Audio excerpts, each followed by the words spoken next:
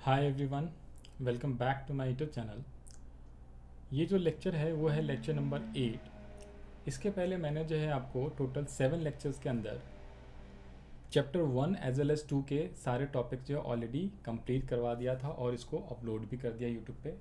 इसका जो लिंक है वो डिस्क्रिप्शन में मैं ऑलरेडी दे दिया है, वहाँ से आप जो है पुराने चैप्टर्स और यू से ये पहले के जो टॉपिक्स है वो आप रिवाइज कर सकते हो। आज वाला लेक्चर जो है वो लेक्चर नंबर 8 के अंदर हम लोग जो टॉपिक करने वाले हैं वो टोटल 3 टॉपिक्स हम लोग कंप्लीट करेंगे। That is topic number 6, 7 and 8। और ये तीनों टॉपिक जो है बहुत ही ज़्यादा इंपॉर्टेंट है, चैप्टर 3 के लिए भी, चैप्टर 4 के लिए भी। चैप्टर 3 में भी इसको दोबारा से हम लोग डिस्कस करेंगे।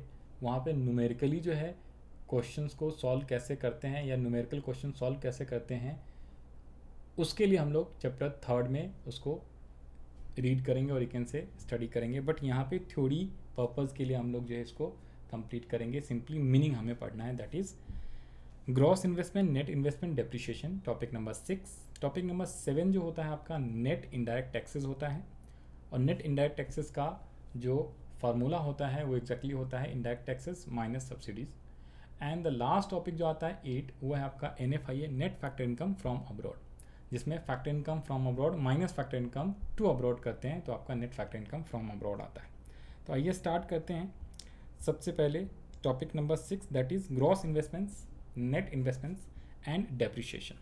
तो ये gross investment, net investments and depreciation क्या होता है, आओ जी आ जाओ। तो सबसे पहले मैं आपको बता दूं, जो gross investment and net investment होता है, इन दोनों के डिफरेंस को हम लोग डेप्रिशिएशन बोलते हैं। ठीक है जी।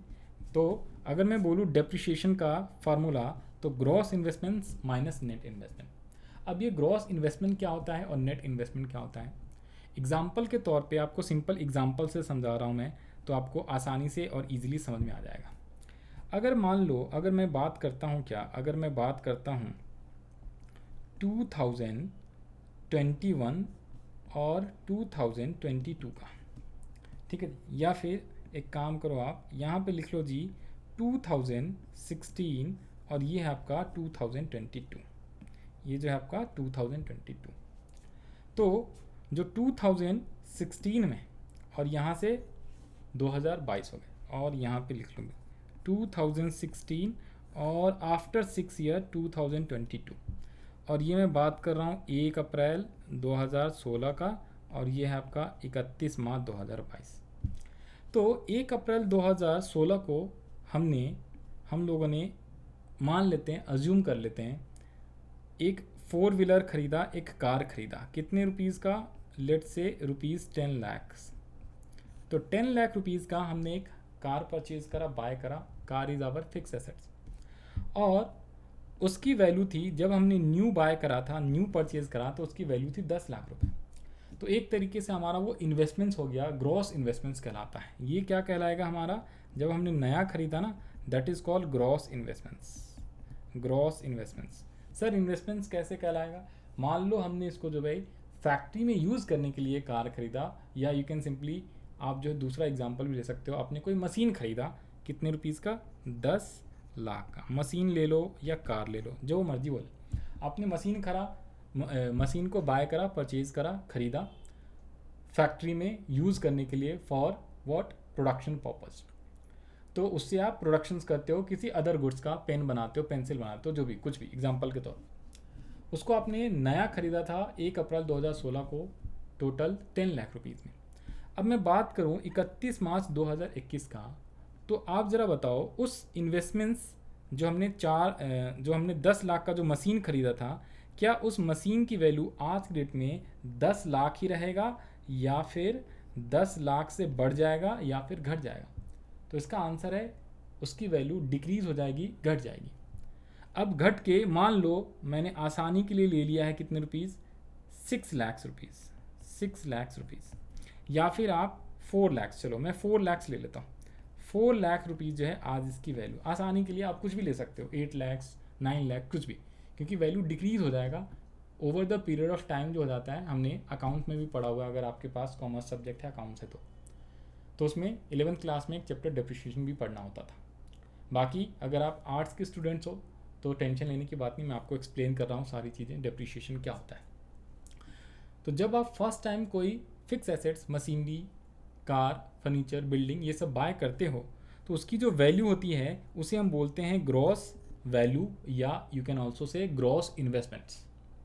और over the period of time वो जो फिक्स एसेट्स है, जो भी आपने मशीनरी खरीदा, इस मशीन की वैल्यू में गिरावट आ गई, डिक्रीज हो गया, और डिक्रीज होके आज की डेट में 31 मार्च 2021 को इसकी वैल्यू रह गई है 4 लाख रुपीज़। तो ये किसकी वजह से डिक्रीज हुआ? तो इसके सबसे पहली बात तो इसके जो वैल्यू में डिक्रीज हुआ है ना, इसे हम लोग बोलते हैं डेप्रिशिएशन। तो डेप्रिशिएशन कितने का हो गया? टोटल 6 लाख रुपीज़ का डेप्रिशिएशन हो गया। 10 लाख से वैल्यू घट के आ गया 4 लाख। पहले ओरिजिनल 10 लाख में खरीदा था और आज इसकी वैल्यू है वो है 4 लाख। तो जो आज वैल्यू होता है ना, आज वाले वैल्यू को हम लोग बोलते हैं नेट वैल्यू। जो आज वैल्यू बची हुई है 31 मार्च 2022 को, उसे हम बोलते हैं नेट वैल्यू। तो आज वैल्यू है 4 लाख नेट वैल्यू, और ग्रॉस इन्वेस्टमेंट्स यानी ग्रॉस वैल्यू, इसको आप वैल्यू बोलो या फिर आप इसको नेट इन्वेस्टमेंट्स भी बोल सकते हो। नेट इन्वेस्टमेंट्स एक ही बात होता है, ठीक है जी, नेट इन्वेस्टमेंट्स या नेट वैल्यू। तो net investment 4 lakh, gross investment 10 lakh. तो 10 लाख माइनस 4 लाख, आपका डेप्रिशिएशन कितना आ गया? 6 लाख रुपए। The difference between gross value and net value.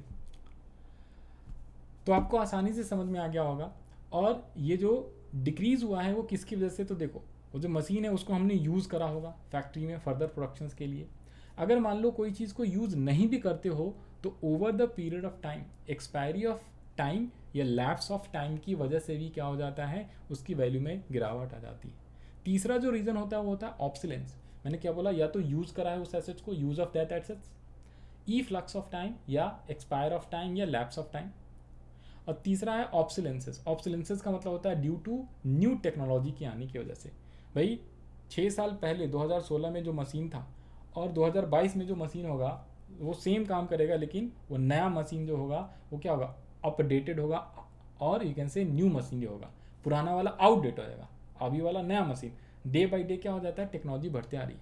10 साल पहले की बात करें हम लोग तो 10 साल पहले वो बटन वाले फ़ोन हुआ करते थे, टच स्क्रीन फिर बाद में आया, और पहले एक कैमरे वाला था, फिर आजकल 2 कैमरे, 4 कैमरे, 5 कैमरे, 6 कैमरे वाले फ़ोन आते हैं। तो यू कैन सिंपली इमेजिन। तो due to the flux of time, due to lapse of time, due to obsolescence, due to use of that assets, उसकी वैल्यू में क्या हो जाती है? गिरावट हो जाती है। उसे ही हम बोलते हैं डेप्रिशिएशन। तो डेप्रिशिएशन का मतलब क्या होता है ये भी बता दिया आपको। और ग्रॉस इन्वेस्टमेंट का क्या होता है, नेट इन्वेस्टमेंट का मतलब क्या होता है।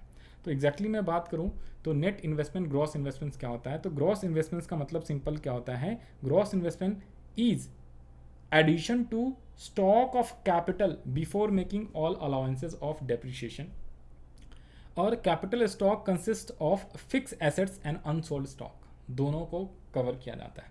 नेट इन्वेस्टमेंट्स उसे हम बोलते हैं जो क्या होता है? Actual addition made to the capital stock of an economy in a given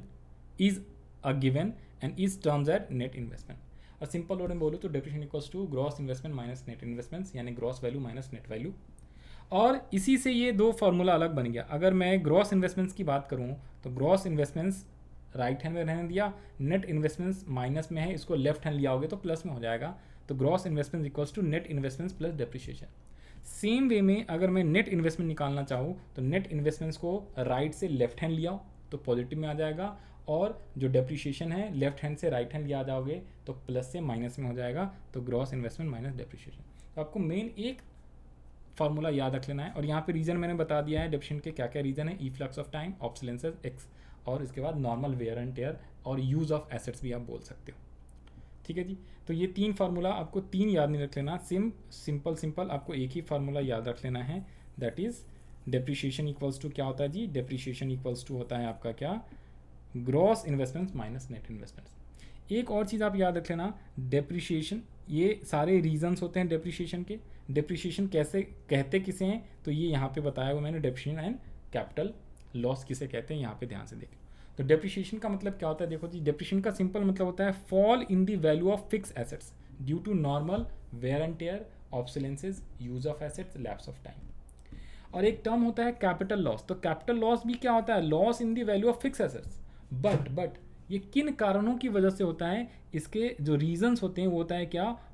obsolescence भी हो सकता है, बट मेनली होता है natural calamities, theft, accident, etc. ये ईटीसी नहीं है, ये ईटीसी। अगर मान लो कोई एक्सीडेंट हो गया कोई अचानक से कोई क्या हो गया, नॉर्मल क्लैमिटीज आ गई, ठीक है, और उसकी वजह से जो है उसमें नुकसान हो गया, कोई चोरी हो गया, आग लग गया, फायर हो गया, ठीक है जी, उसकी वजह से एसेट्स में अगर कोई नुकसान आया तो उसे कैपिटल लॉस बोलते हैं। और यदि उसको यूज़ करा है उस एसेट्स को कोई आपको जो है normal use and normal wear and tear हुआ है यूज़ करने की वजह से, और टाइम जो है एक्सपायर हो गया, लैप्स हो गया, उसकी वजह से जो गिरावट होती है फिक्स एसेट्स में उसे हम बोलते हैं डेप्रिशिएशन। एक और चीज़ याद रख लेना, डेप्रिशिएशन का दूसरा नाम होता है consumption of fix assets. Consumption word का मतलब क्या हो गया, कंजम्पशन का मतलब हमने यूज़ करा, अगर फिक्स एसेट्स को आप यूज़ करोगे तो उसे कंजम्पशन बोलते हैं। तो कंजम्पशन ऑफ फिक्स कैपिटल बोलो या डेप्रिशिएशन, एक ही बात होती है। आगे जो न्यूमेरिकल वाला क्वेश्चन आएगा हमारा चैप्टर 3 और 4 में, तो वहाँ पे आपको ये चीज़ें ध्यान रख लेना है, क्योंकि कई बार डेप्रिशिएशन दे देगा क्वेश्चन में, कई बार कंजम्पशन ऑफ फिक्स कैपिटल करके देता है वो क्वेश्चन में, और उससे बोलता है आपको बहुत सारी चीज़ें, नेशनल इनकम निकालो, डोमेस्टिक इनकम निकालो, तो ये चीज़ें आपको याद रख लेना है। फिर है क्या, प्रोविजन फॉर लॉस। तो यहाँ पे आ जाओ जी, डेप्रिशिएशन के लिए हमें प्रोविजन बनाना पड़ता है, provision is made for purpose of depreciation, but capital loss के लिए कोई भी डेप्रिशिएशन कोई भी प्रोविजन बनाने की जरूरत नहीं। डेप्रिशिएशन के लिए we have to make provisions in accounts, ठीक है जी, लेकिन आपको कैपिटल लॉस के लिए कोई प्रोविजन बनाते नहीं है, उसे डायरेक्टली प्रॉफिट एंड लॉस में लॉस करके लिखा जाता है, ठीक है जी। इसके बाद है क्या, प्रोडक्शन प्रोसेस। तो डेप्रिशिएशन की वजह से कोई भी प्रोडक्शन प्रोसेस हैमर नहीं होता, यू कैन से हैम्पर नहीं होता।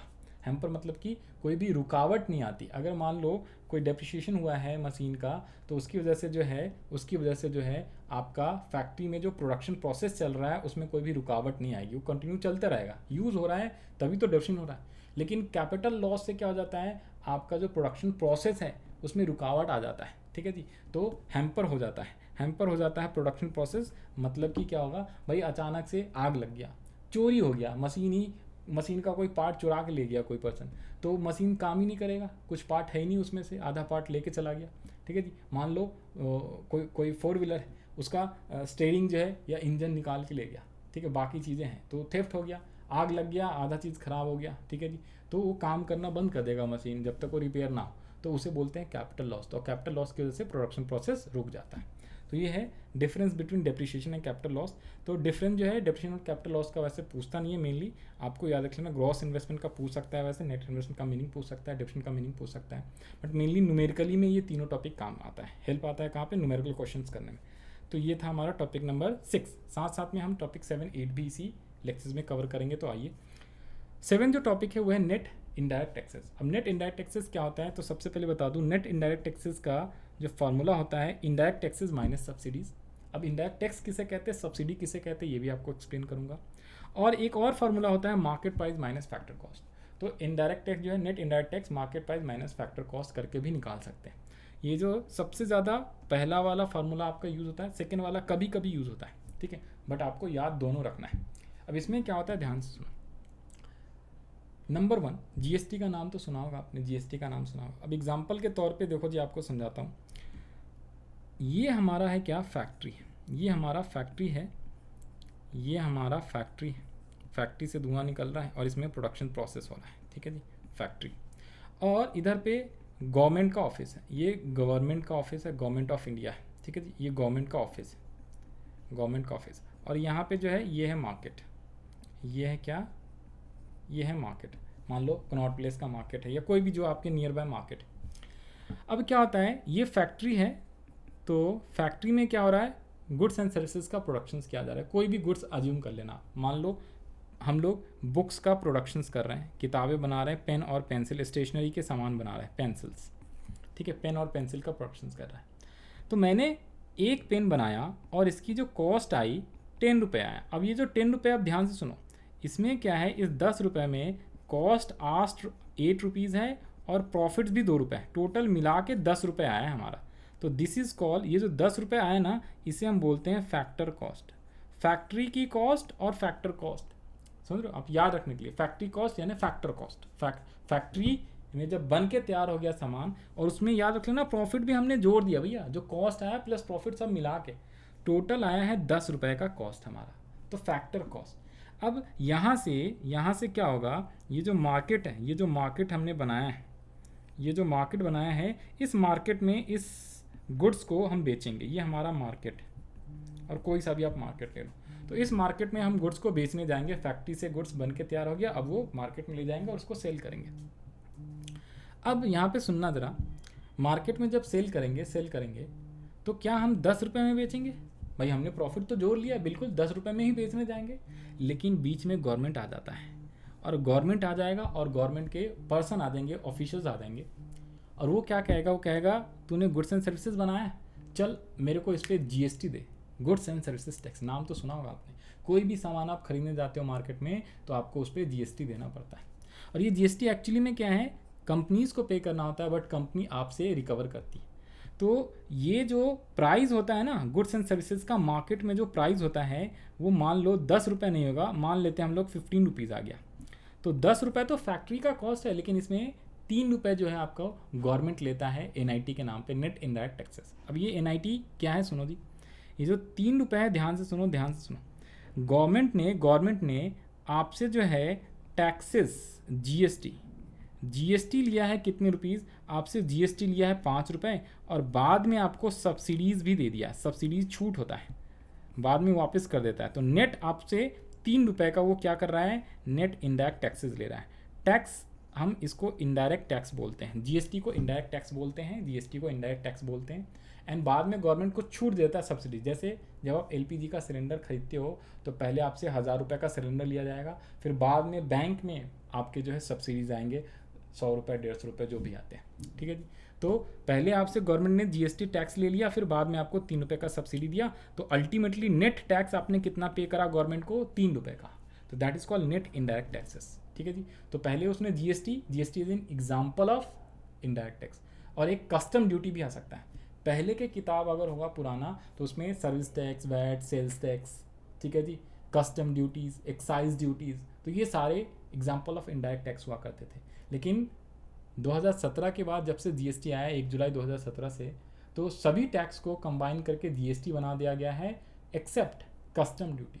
तो कस्टम ड्यूटी एक्सपोर्ट इंपोर्ट पे होता है, तो कस्टम ड्यूटी एक्सपोर्ट इंपोर्ट पे होता है, और एक्साइज ड्यूटी और बाकी के टैक्सेस को कंबाइन करके जीएसटी बना दिया। तो ज़्यादातर क्वेश्चन में आपको जीएसटी मिल सकता है या इनडायरेक्ट टैक्सेस लिखा हुआ मिल सकता है। कस्टम वाला कभी कभी आएगा, ठीक है। तो जब भी आएगा उसे भी आप इनडायरेक्ट टैक्स मानोगे। तो इनडायरेक्ट टैक्स माइनस सब्सिडी करोगे तो आपको नेट इनडायरेक्ट टैक्स आएगा। तो ये नेट इनडायरेक्ट टैक्स 3 रुपये है। फैक्टर कॉस्ट है 10 रुपये, फैक्टर कॉस्ट है आपका 10 रुपये, और मार्केट प्राइस है आपका, मार्केट में जो प्राइस है इसे हम मार्केट प्राइस बोलते हैं, और जो फैक्टर कॉस्ट है उसे एफसी बोलते हैं। तो फैक्टर कॉस्ट 10 रुपये, मार्केट की आपकी प्राइस है 15 रुपये। तो यहाँ पे 15 की जगह जो है 13 लिख लो, 13, क्योंकि नेट जीएसटी तो 13 रुपये आ गया ना, 13, 5 रुपये इनडायरेक्ट टैक्स माइनस 2 रुपये सब्सिडी, तो 13। तो मार्केट प्राइस आपकी 13 रुपीज़ हो जाएगी, 13 रुपीज़ हो जाएगा। तो जब आप फैक्टर कॉस्ट से मार्केट प्राइस पे जाते हो तो आपको एनआईटी क्या करना पड़ता है? प्लस करना पड़ता है, एनआईटी जोड़ना पड़ता है। और जब मार्केट प्राइस से फैक्टर कॉस्ट पे जाते हो आप तो एनआईटी माइनस करना होता है, यानी कि मार्केट प्राइस में एनआईटी इंक्लूडेड होता है, नेट इनडायरेक्ट टैक्सेस, और फैक्टर कॉस्ट में नेट इनडायरेक्ट टैक्सेस इंक्लूडेड नहीं होता है, ठीक है जी। तो इसीलिए यहाँ पे जो है एनआईटी का जो फार्मूला बना उसे हम क्या बोलते हैं? इनडायरेक्ट टैक्सेस माइनस सब्सिडीज, ठीक है जी। और एक और फार्मूला बन गया, market price minus factor cost equals to NIT. Market price 13 rupees, factor cost कितने रुपीज़ हैं? Market price 13 rupees, factor cost 10 रुपये, तो 3 रुपये इससे भी आ गया। और इनडायरेक्ट टैक्सेस था 5 रुपये, 3 रुपये का सब्सिडी, 2 रुपये का सब्सिडीज, तो 3 रुपये इनडायरेक्ट टैक्स। तो ऐसे भी निकाल सकते, सेम चीज़ होता है। तो क्वेश्चन में कोई आपको एक ही चीज़ दिया रहेगा, न्यूमेरिकली हम लोग चैप्टर नंबर 3 में भी कंप्लीट करेंगे। तो ये होता है आपका net indirect taxes. Net indirect taxes क्या होता है? Difference between indirect taxes and subsidies. Indirect taxes क्या होता है? It refers to those taxes which are impose by the government on production and sale of goods and services. For example goods and services जो आपका indirect tax है, यहाँ पे एक custom भी लिख लेना, कस्टम ड्यूटी बोलते हैं, ठीक है, कस्टम टैक्स नहीं, कस्टम ड्यूटी। सब्सिडीज क्या होता है? That is economic assistance given by the government to the firms and household with the motive of general welfare. Example, in India LPG cylinder sold करते हैं eight subsidies rate पे। और factor cost क्या होता है? Market price क्या होता है? तो factor cost paid that amount paid two factors of productions for their contribution of production process, and market price is that price at which product is actually sold in the market. तो ये सारे definition. एक last और topic रह गया, फिर इसके बाद ये चैप्टर हमारा कंप्लीट हो जाएगा, तो प्लीज़ बने रहें, ठीक है जी। बस 2 मिनट और दो। एक होता है NFI, net factor income from abroad. ये क्या होता है? Net factor income from abroad क्या होता है? ध्यान से समझिए, ये भी समझा दें आपको। ये लो, मान लो ये इंडिया है, ये इंडिया है, ठीक है जी। अब इंडिया का मैप मेरे को आता नहीं बनाने, तो ये समझ लो। और यहाँ पे मान लो ये श्रीलंका है, श्रीलंका, और ये है आपका इंडिया। अब क्या होता है, सुनो जरा। जो आपने, अगर मान लो कोई ये पर्सन है मिस्टर ए ने पूरे इंडिया में गुड्स को बेचा, पेन्स को बेचा, बना के बेचा या खरीदा और फिर फर्दर सेल कर दिया, और इससे इसने 1000 रुपये की आमदनी कमाई पूरे 1 साल में, 1000 रुपये। और इसने कुछ गुड्स जो है श्रीलंका को भी बेचा, सेल भी करा गुड्स, तो इस सेल को हम बोलते हैं एक्सपोर्ट। इस सेल को हम लोग बोलते हैं एक्सपोर्ट। जब हम सेल करते हैं इंडिया के अंदर तो इसे हम सेल बोलते हैं। भाई 100 रुपये का सेल करा है इंडिया में, अच्छे से लिखो भाई, 1000 रुपये का सेल करा है इंडिया में, तो इसे हम बोलते हैं डोमेस्टिक सेल, यानी कि डोमेस्टिक इनकम। इंडिया के अंदर जो इनकम कमाया इसे हम बोलते हैं डोमेस्टिक इनकम। इसे क्या बोलते हैं जी? डोमेस्टिक इनकम या डोमेस्टिक प्रोडक्ट भी बोला जाता है। और इंडिया से बाहर इसने सेल करा है, यानी कि एक्सपोर्ट करा है, कितने रुपीज़ का? मान लो 300 का इसने इंडिया से बाहर श्रीलंका को एक्सपोर्ट कर दिया। और साथ साथ में श्रीलंका से कुछ इंपोर्ट भी करा है इसने, कुछ गुड्स का इंपोर्ट भी करा है। इंपोर्ट मान लो 200 रुपये का करा है, 200 रुपये का इंपोर्ट कर लिया, कोई भी सामान मंगाया। और मैं एग्जाम्पल के तौर पे सिर्फ श्रीलंका ले रहा हूँ, बाकी रेस्ट ऑफ द वर्ल्ड का मतलब होता है बाकी देश भी, ऑस्ट्रेलिया, मतलब इंडिया को छोड़ के बाकी सारे कंट्रीज से हम लोग एक्सपोर्ट और इंपोर्ट करते हैं। तो यदि मैं बोलूँ नेट जो है, इसने नेट इनकम कितना कमाया, तो एक्सपोर्ट माइनस इंपोर्ट। तो हम लोग एक्सपोर्ट इंपोर्ट नहीं लिखते हैं, बल्कि एग्जैक्टली क्या लिखता है भी बताऊंगा। 300 माइनस 200, 300 तो हमने कमाया, 200 रुपये हमने उसको पे कर दी। ये उल्टा भी हो सकता है, ये इंपोर्ट जो हो सकता है 400 भी हो सकता है, ऐसी कोई दिक्कत वाली बात नहीं है। 400 भी हो सकता है कि भाई इंपोर्ट हमने 400 करा, तो भी 300 माइनस 400 ही करना है। इस केस में पॉजिटिव 100 आया, इस केस में निगेटिव 200 आएगा, ठीक है, जो नेट इनकम अर्न करा है हमने। तो एक्सपोर्ट जो है, मान लो आप 200 ही मानो फिलहाल आसानी के समझने के लिए, बट 400 भी हो सकता है, मैंने आपको समझा दिया। 200 का इंपोर्ट करा, इंपोर्ट। तो नेट जो हमने आमदनी कमाई है, नेट आमदनी कमाई है, वो कमाई है 100 रुपये का, और डोमेस्टिक में 1000 रुपये। तो जब डोमेस्टिक इनकम में जो विदेशों से नेट इनकम कमाया, उसे हम बोलते हैं net factor income from abroad. हम क्या बोलते हैं? Net factor income from abroad, या फिर रेस्ट ऑफ द वर्ल्ड भी बोलते हैं, net factor income from abroad. तो एग्जैक्टली अगर मैं बताऊं, इसी को NFIA बोलते हैं। नेट फैक्टर इनकम अब्रॉड का फुल फॉर्म होता है factor income from abroad minus factor income, सब चीज़ लिखा हुआ है, टेंशन मतलब लिखने की जरूरत नहीं है, टू अब्रॉड। तो from abroad minus two abroad करते हैं, तो नेट फैक्टर इनकम अब्रॉड होता है। यानी कि हमने नेट जो कमाया है 100 रुपये विदेशों से, पूरे सारे कंट्रीज़ को मिला के, और डोमेस्टिक इनकम इंडिया में कितना कमाया, तो इंडिया में जो कमाया डोमेस्टिक इनकम, और बाहर वाले फैक्टर इनकम को ऐड कर देते हैं, तो नेशनल इनकम कहलाता है। यानी कि अगर मैं बात करूं नेशनल इनकम का, तो डोमेस्टिक इनकम प्लस NFIA होता है, और इसको उल्टा भी लिख सकते हो आप, domestic income equals to national income minus NFIA होता है। और अगर सिर्फ और सिर्फ NFIA बोले तो factor income from abroad minus factor income to abroad भी बोलते हैं, और इसको national income minus domestic income से भी आप निकाल सकते हो। तो यही सेम चीज़ लिखा हुआ है, आ जाओ जी यहाँ पे देख लो। तो क्या होता है? It refers to the difference between factor income received from rest of the world and factor income paid to rest of the world. और NFI equals to factor income from abroad minus factor income to abroad, और net factor income from abroad. एक और formula याद रख लेना, net compensation to employees, net income from property and entrepreneurship and net retains earning. इसे इन तीन को भी जोड़ते हैं तो भी NFI आता है। ये कभी कभी 1 या 2 क्वेश्चन इसके ऊपर मिलेगा, और ये जब आ जाता है एग्जाम में, 1 या 2 बार आया एग्जाम में, तो बहुत बच्चों का ये क्वेश्चन जो है गलत हो गया। इन न्यूमेरिकल में काफ़ी हेल्प करेगा, इसके बारे में हम लोग नेक्स्ट चैप्टर 3 में भी पढ़ना है, 4 में भी पढ़ना है। तो इस चैप्टर के लिए इतना ही, आपको मैंने ये एक्सप्लेन कर दिया NFIA क्या होता है, कैसे होता है, and these are the past years questions. तो जैसे आपके एग्जाम में ये सारे आपके एग्जाम के क्वेश्चंस हैं, यहाँ पे लिखा हुआ नहीं है कि कौन कौन से ईयर में पूछा है, बट ये सारे आपके बुक में भी मिल जाएगा कौन कौन से ईयर में इस टाइप के क्वेश्चंस आपसे पूछे हुए हैं। कुछ क्वेश्चन है दिखा देता हूँ, जैसे करंट ट्रांसफर किसे कहते हैं, फाइनल गुड्स का मीनिंग पूछा हुआ है, consumption goods, capital goods, depreciation किसे कहते हैं, कैपिटल इन्फॉर्मेशन और डिफाइन इन्वेस्टमेंट। तो ये सारे क्वेश्चन पूछे हुए हैं। फिर उसके बाद ये कह रहा है कैटेगराइज करो इंटरमीडिएट गुड्स है कि फाइनल गुड्स है। फिर उसके बाद आपसे कह रहा है क्या डोमेस्टिक टेरिटरी के अंदर कौन कौन से कवर होते हैं, कौन कौन से को डोमेस्टिक टेरिटरी बोलते हैं, यस और नो आपको बताना है, ठीक है। फिर उसके बाद आपसे पूछा है नॉर्मल रेसिडेंट है या नहीं है, यस और नो। तो ये सारे आपके सेम, ये मैंने ऑलरेडी एक्सप्लेन किया हुआ था जब मैं आपको टॉपिक पढ़ा रहा था। बाकी ये कुछ क्वेश्चंस है, आप इसकी प्रैक्टिस घर पे कर लोगे। तो thank you for watching this video और यू कैन से लेक्चर। और ये वाला जो लेक्चर था हमारा 8 था, इसके पहले हमने बहुत सारे लेक्चर्स ऑलरेडी अपलोड कर दिए हैं साथ के साथ। उसके अंदर बेसिकली हम लोग जो है रैपिड रिवीजन कर रहे हैं पूरे के पूरे मैक्रो इकोनॉमिक्स वाले चैप्टर्स का, लेक्चर्स 1 से लेके, ठीक है। टोटल आपके 12 चैप्टर्स हैं मैक्रो इकोनॉमिक्स में और टॉपिक वाइज हम लोग रिवाइज कर रहे हैं। तो ये हमारा आज जो है चैप्टर नंबर 2 कंप्लीट होता है लेक्चर नंबर 8 के साथ, और बाकी हम लोग लेक्चर नंबर 9 में चैप्टर नंबर 3 स्टार्ट करेंगे। तो all the best to all of you. जिन लोग को कोई भी डाउट है, कुछ भी क्वेश्चन है, आप नीचे डिस्क्रिप्शन में आप जो है मेरे को पूछ सकते हो, या फिर आप टेलीग्राम चैनल ज्वाइन कर लेना, ये नोट्स वगैरह सारे वहीं पे मिल जाएगा। और जो लोगों ने अभी तक चैनल को सब्सक्राइब नहीं करा है, प्लीज़ सब्सक्राइब दी चैनल, ठीक है। और लाइक तो ज़रूर से ज़रूर कर देना है। Okay, bye bye, all the best to all of you. जिन लोग का एग्ज़ाम है अभी नज़दीक में, और बाकी आप लोग मेहनत करते रहो। और मैं सारे के सारे जो है वीडियो जो है रिवीजन वीडियो जो है सभी चैप्टर्स के अपलोड कर दूँगा। Okay, bye bye.